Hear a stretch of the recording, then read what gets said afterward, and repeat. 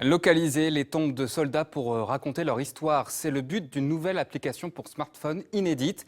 L'Association du Souvenir français espère convaincre toutes les communes de France d'utiliser cette nouvelle technologie.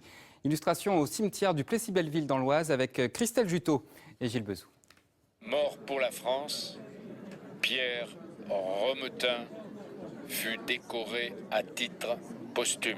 Grâce à cette application, vous pouvez géolocaliser dans le cimetière les 7 tombes des soldats morts pour la France durant les 2 grandes guerres. Leur biographie est accessible en un clic. C'est une start-up de Lille qui travaille sur le concept depuis 1 an. On humanise très clairement.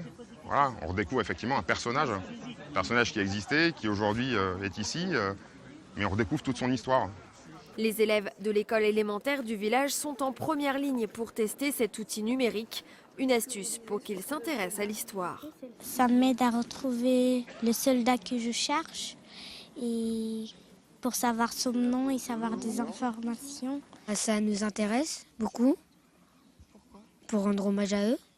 Ils nous ont sauvés, ils ont fait la paix. Transmettre aux futures générations, c'est l'enjeu du 21e siècle. Le numérique pourrait bien être la solution pour honorer la mémoire des soldats enterrés dans les 47 000 cimetières de France.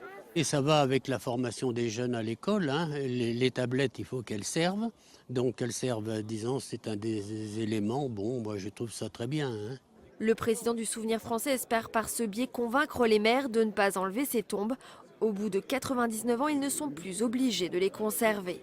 Au-delà du projet pédagogique formidable qui est ici, un projet pédagogique mémoriel, c'est aussi un moyen de sauver et de fixer définitivement ces tombes.